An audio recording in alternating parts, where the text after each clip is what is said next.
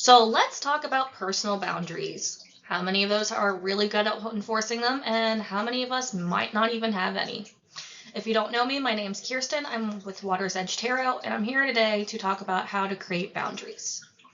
So let's actually start off with what the definition of a boundary is, like if you look up in the Webster Dictionary. And the definition is a line that marks the limits of an area, a dividing line, a limit of a subject or a sphere of activity. So I thought this was a really cool definition because we all know the saying, oh, you crossed the line. Yeah, okay, so then that right there kind of helps us to determine that we kind of already know what boundaries are. So boundaries for us as a person are, these lines or these barriers, I guess you can say, that we put up to help protect us. Now, let's see here. Let's think of an example of someone who we know has boundaries. For a lot of people, specifically in my area, it's always going to grandma's, okay? We all know how we're supposed to behave when we go to grandma and grandpa's. We know that they have expectation of behavior. They have expectation of how we say things. I'm not going to cuss in front of grandma. Like, that's a big no-no. We know how we're supposed to act. And we know this because they've enforced their boundaries. They've enforced a type of behavior that they want out of us. Now, yes, there could be other things going on with that. I'm just talking about boundaries right now, guys. And, not cussing in front of my grandparents, that is a boundary that they enforce that I respect. Because that doesn't, restrict me in any way other than the fact that I can't say, 7 to 10 handful of words around them. Oh, darn, it's not going to kill me. Another boundary that is very easy for people to create and define is if you're a parent. It might not be that it's your own boundary, but it's the boundary that you have with your kids.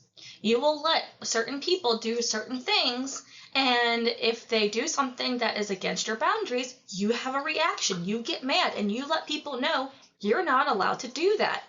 Okay, so that's a boundary you have for your children, but we still need to have these boundaries for ourselves. So let's talk about the importance of boundaries, guys. Boundaries are important. Sorry, let me drink some tea real quick. By the way, my cup says I'm magical. How adorable. I love cats. I have 4 of them. I know, life. Okay, so now we're going on about the importance of boundaries. So for starters, boundaries are important because they help to make sure that we are able to keep our cups full, okay? If we maintain and have healthy boundaries, there's a really good chance we're not running on an always empty cup. If we have no boundaries, there's a really good chance you don't have boundaries, or if you do, there's barely any.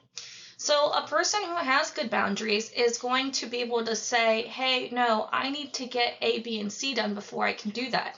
A person who has no boundaries is going to be like, oh my God, I have personal needs. Well, I don't care. Let me put them on the back burner for you so I can go do the thing that you want to do because I don't want to say no. Now, of course, these are extreme examples, but they're also very common examples.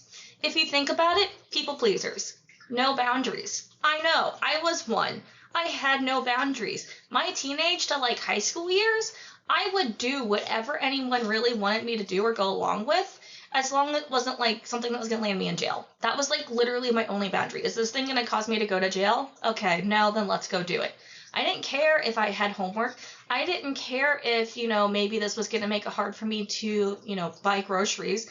I didn't care about any of that stuff because I didn't want to say no to you, because if I say no to you, you might not like me, and that's not allowed. I need people to like me. Now, I'm not that person. I have very clear and defined boundaries. If I can't go do the thing that you want to do because I have to make groceries, well, guess what? I want to feed myself first. I like eating steak versus ramen noodles. Not that there's anything against ramen, but poor college days, we all have been there. We've all done it. I like to enjoy things. So if whatever it is you want me to do causes me to have to restrict my things that I might want to do, I'm probably going to say no. Now, there's the caveat. Sometimes you can allow people to come into your way for when it's, to put your wants, not your needs. Your needs always go first. But when it's your wants, So say I really want to go see the show, but my mother-in-law calls me and she needs help because, she fell or something like that. Of course, I'm gonna go help my mother-in-law, but I'm doing that with permission, okay? So this is a boundary that I'm allowing to be crossed with permission. And that's important too, guys. This whole thing about boundaries isn't that it's a firm yes or a firm no on everything. There are some things that can be exceptions or that can be, crossed with consent. What matters is that it's done consently. And I'm going to keep looking at my notes for this one because this is such a huge thing. And honestly, I'm sorry, this might be one of my longer videos. Boundaries are so important, and it's something that a lot of people just don't know how to create or even the importance of it. I didn't understand the importance of it until maybe I was like 25.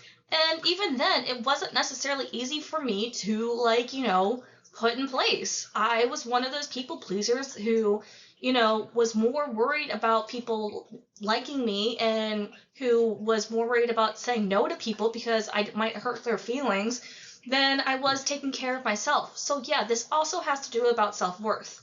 But boundaries can help us realize our self-worth as well. So here's another thing that a person with boundaries often will do.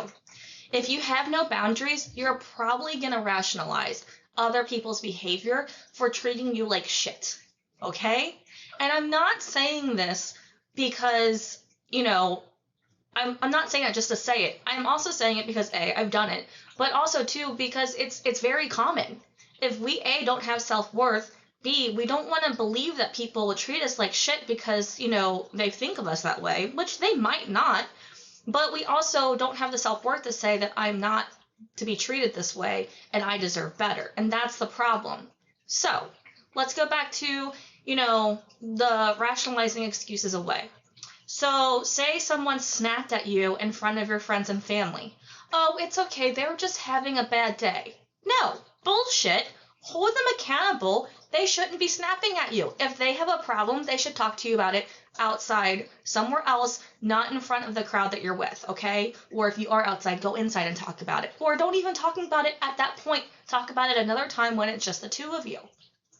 Another common one, and this is going to be a trigger, so I'm giving you all that warning. Oh, they were just drinking. They didn't mean it. They didn't mean to act that way. You still don't deserve that, okay? Alcohol is not an excuse. Drugs are not an excuse. There should be no reason for you to be treated like crap or to hear terrible things said about you, or even if things are abusive. I know people who stay in abusive relationships because, oh, he just had one too many drinks. Fuck that. You're better than that. Okay? So, no, that is not a good rationale. And you are somebody who is not putting your needs first. Because if you're putting your needs first, A, you need to be in a safe place. B, you need to be around people who love you and are supporting you. That person is not loving you and they are not supporting you. You can't give me any type of argument for me to believe otherwise, because I have boundaries and I know that that's not truth.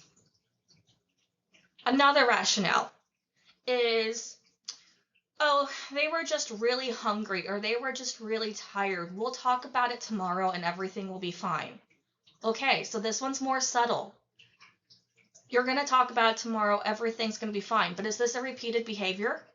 Is this something that happens on a nightly, weekly basis?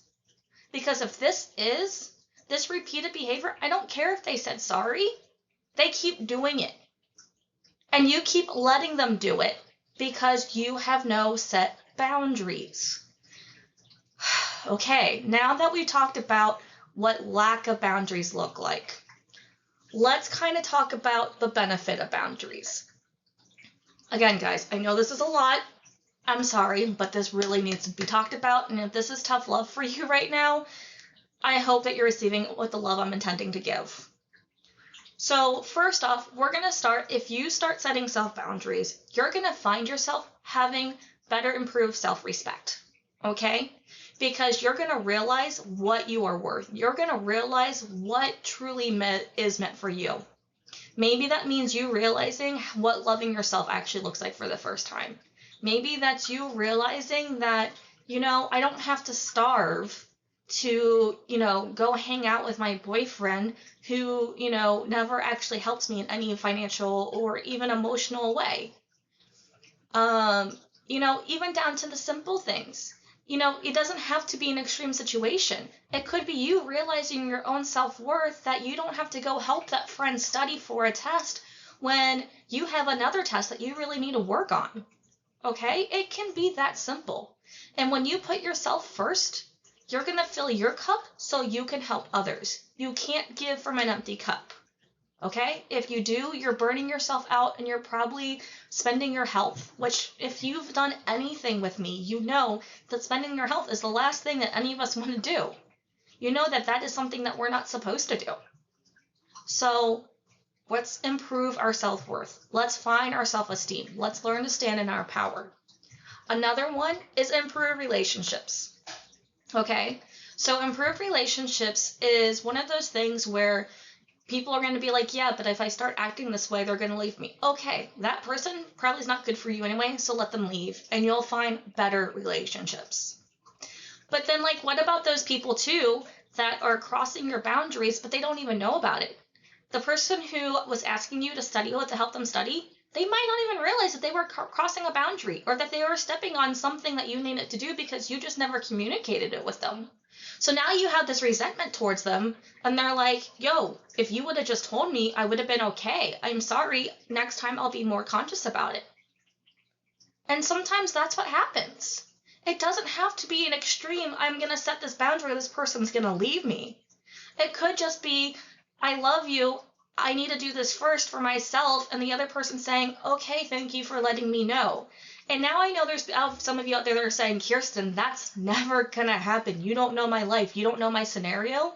Okay, well, you don't know if I'm right until you try it. And if you did try it and they did leave you, they're not right for you. Okay? Now, some of you are gonna be like, I have family members. I can't do that to my family. Yes, you can. Okay? Toxic family is still toxic family. Now, obviously, if you're 16 years old and you live with mom and dad and they're not, respecting your boundaries, I'm not going to tell you that to leave them, okay? Because that's one of those things where you need to put your needs first. We're always putting our needs first. You still need house, you still need shelter, you still need food, you still need clothes. That's important. But you also need to have a safe place where you can be respected. You need to have a safe place where people love you, care for you, and are willing to give you your space and time. And if you're stuck at home right now, I would seek someone else to help you. If this is a home problem and you can't leave, go get help. There are people who will help you.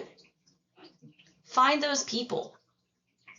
Don't just stay in that really bad environment if that's your truth right now. Now, there's some of you who are probably, you have your own house and you have that one friend that always comes over and you just wish that they didn't always come over. Okay? Tell them. Say, hey, I need you to call me before you come over to see whether I can have you over or not. You know what? They might throw a little bit of a fit, but if they truly love you, if they're truly your friend, they'll say, okay, thank you for sharing this information with me. You don't know if any of this is going to work unless you try. Okay, and then after you try and people react, that's a them problem, not a you problem. And we're going to talk more about that in a second here.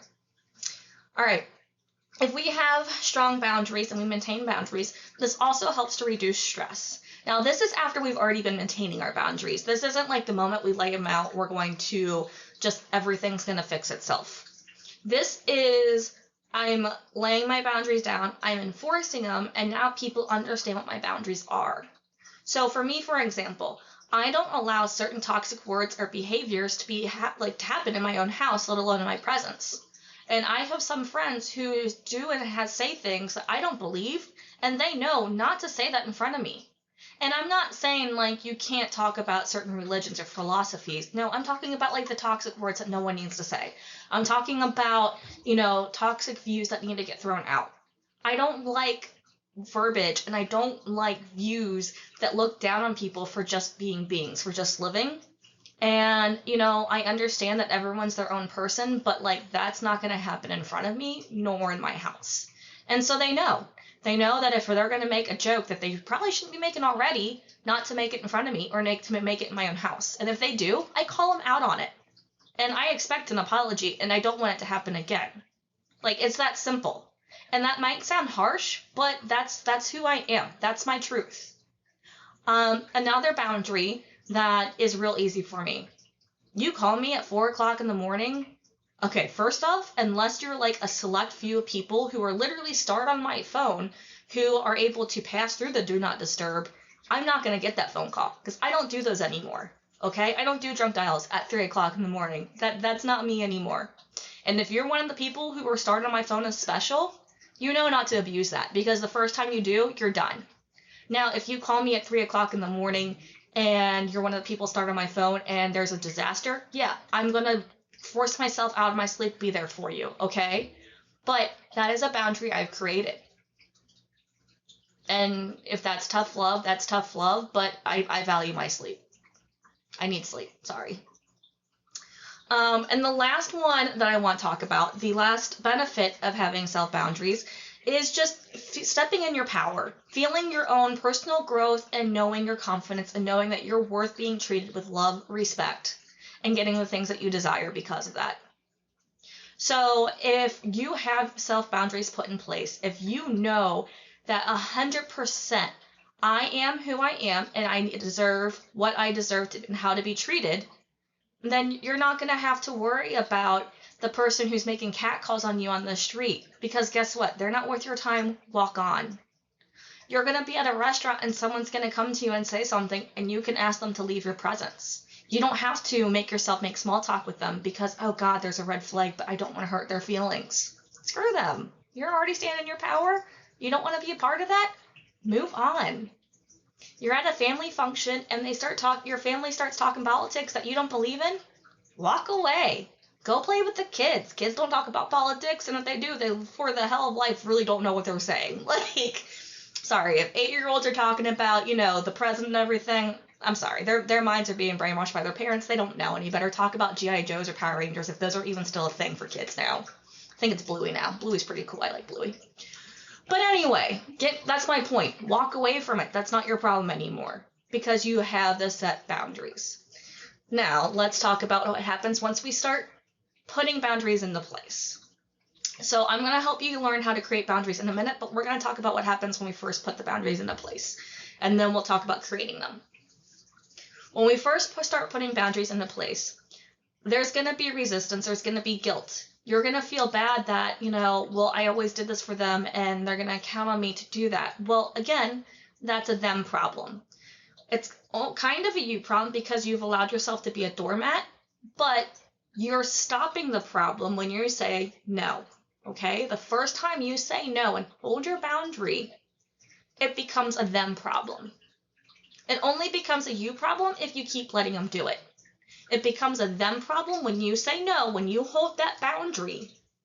And they're the ones that act like an infant or a toddler who can't get their way because they want the cookie.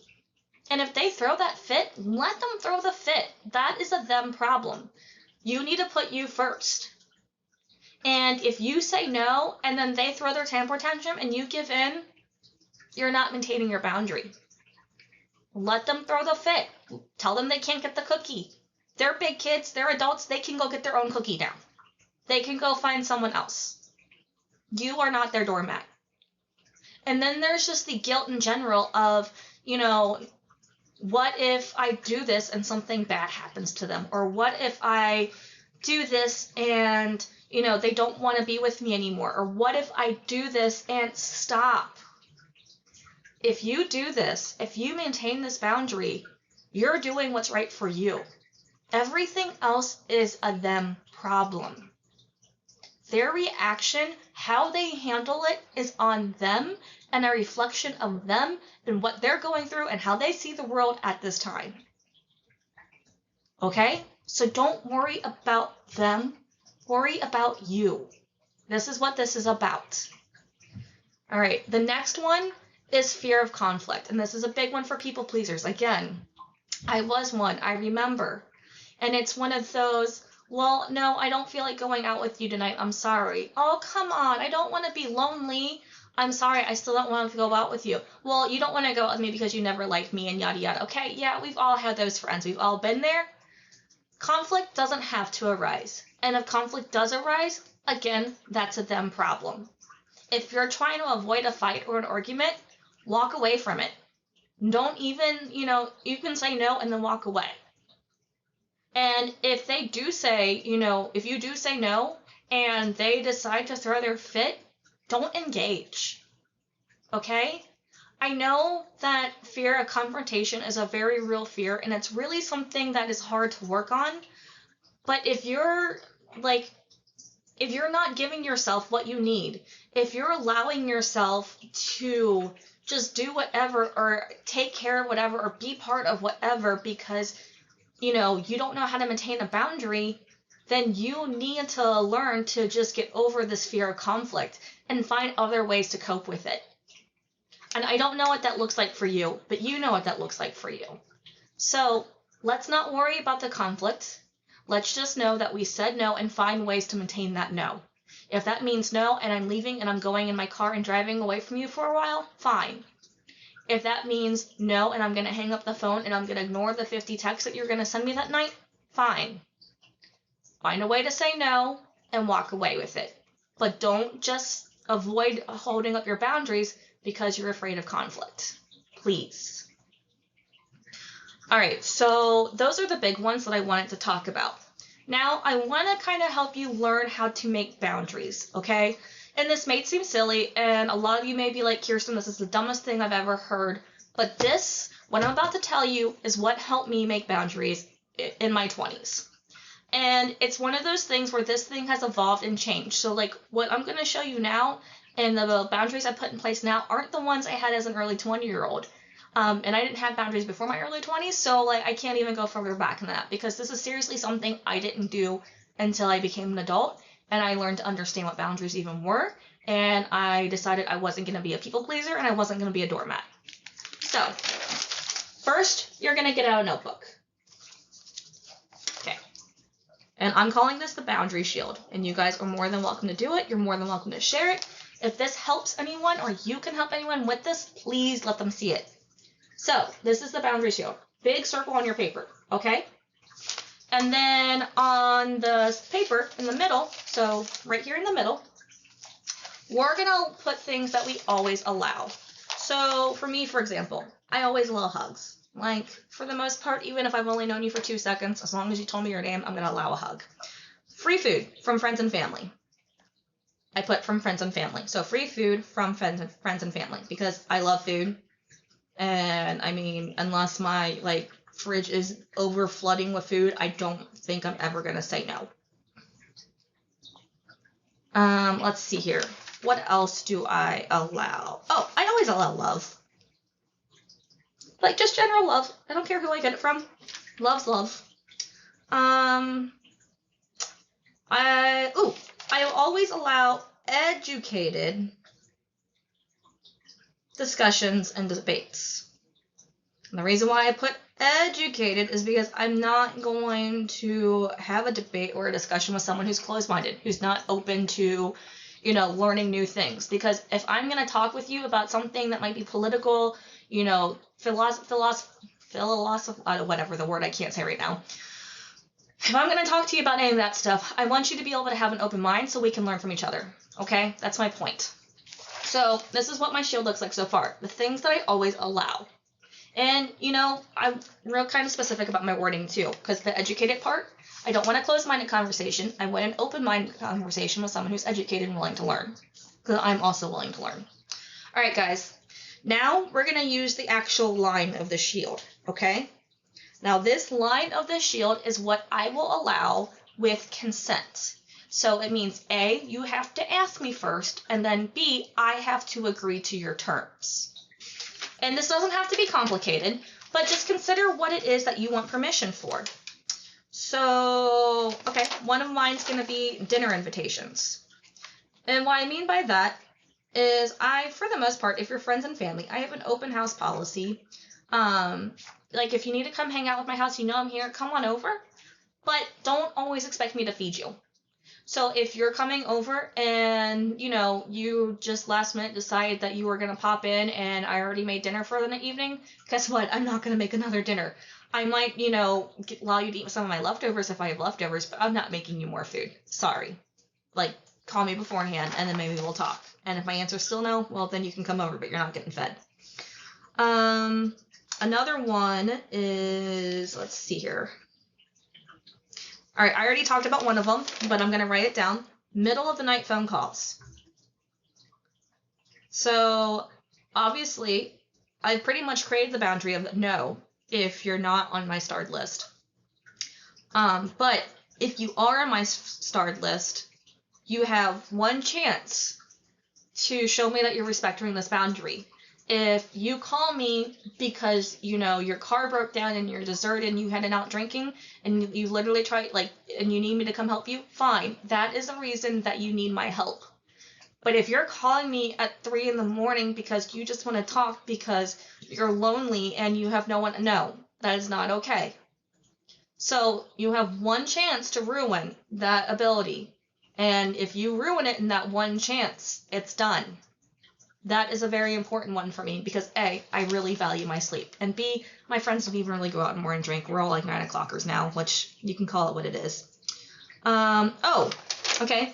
Exchange of currency / energy. And what I mean by this is if I'm doing readings for you or if I am coaching you, okay, you're going to do it with permission. You can't just throw money at me and expect me to definitely read you cards. I'm not going to do a tarot reading for you just because you give me money. A, that's kind of rude if you don't actually ask first. And B, this is an energy exchange. I don't care who you are. If you're disrespectful for me, I don't need your money. I don't do this for the money. I do this to help people. And if you're someone who already disrespects me, I don't feel the need to help you. And I am allowed that. That is my decision. It has to be done with my consent. So, currency exchange or energy exchange, I mentioned that too. One of those things that you probably don't even think about, if someone expects a favor out of me, it's going to be done with my consent. If someone wants me to, wants to borrow my truck with me driving it, that's going to be done with my consent. Because A, the truck's mine, and B, you have to make sure I have the energy for it. So mine consent, okay?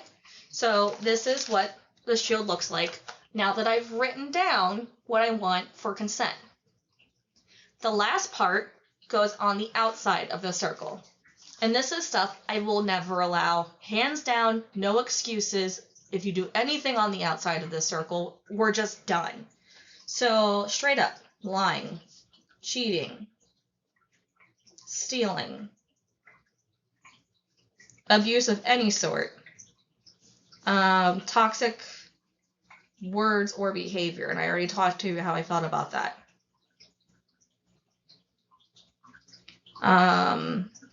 Yeah, those are the easy ones to start out with. Okay? Now, this shield is a visual reminder of what my boundaries are and what I won't expect. And I actually, before we started this video, wrote a little more of an in-depth one, and this is what a more in-depth one looks like. I also put deceitful manipulation on my never to allow. Expectation of free services. I'm never going to allow that. And if you're going to end a friendship because you decide that you wanted a free reading or that you deserve a free reading, I'm sorry, but you're cut off. That's not what my friends are for. My friends are here to support me, not to demand things from me. That's a boundary. I have no problem enforcing that. What else did I write? Oh, expectation of arrival. So this is on my, with permission. So if you're not part of the friends and family group, and you know who you are if you're in that family group, if you're someone who, I just met a couple weeks ago, and you think you can stop by my house without actually telling me you're coming over, no, that's not okay. You need to tell me you're coming over. The people who can come over who have the open house policy, that is a very small circle. That is my closest friends and my closest family. If you're not one of them, I need the expectation of arrival. I need you to make sure, A, that I'm here, and B, that I'm ready to be in your presence. Another one that I won't do without consent anymore is I'm done with free stuff. Okay, guys? I have a house. I don't need any more couches. I don't need any more stuff for my kitchen. Like, don't just assume you can give me your free stuff, okay? And see, that's one that you wouldn't even think about because you're like, oh, they're trying to be generous. Yeah, but I don't need your stuff. You keep it. You find someone else to give it to. So this is my boundary shield. And this is what's going to help you make your own boundaries. You have to create your boundary shield. You have to do the work. And it might you might feel a little awkward at first. You might, have more in your I will always accept versus the consent. And then the more you enforce it, you might move some of those things to the consent line, and that's fine. Evolve with your shield, okay? What matters is that you have a visual now. You know what you allow. You know what you don't allow. You have a visual. You have something to help you remember, okay, this person's doing this. I'm not going to allow it. I'm not going to allow this to happen. And that's important, is that you have this visual. And when you have it visually, you have it set more in your mind. Okay, guys, this is a really long video. I apologize. I told you in the beginning that it probably was, but I had a lot of information to give. I had a lot to throw at you, but I did that because this is so important, okay? Boundaries are important. Please understand that, and please enforce them. If you know anyone who you think could utilize this video, share my video, okay? Just let them see it. Also, if this was something that helped you, comment below to let me know how it helped you. Or just even send me, a quick screenshot of your shield. I'd love to see your shield. Like, making these things are so I won't even call it relaxing. It kind of does take a weight off your shoulders because it allows you to realize something about yourself that maybe you hadn't realized up to this point. So thank you for everyone who's watching. Thank you for sticking out this far in the video. I love all of you, and I wish you a very blessed day.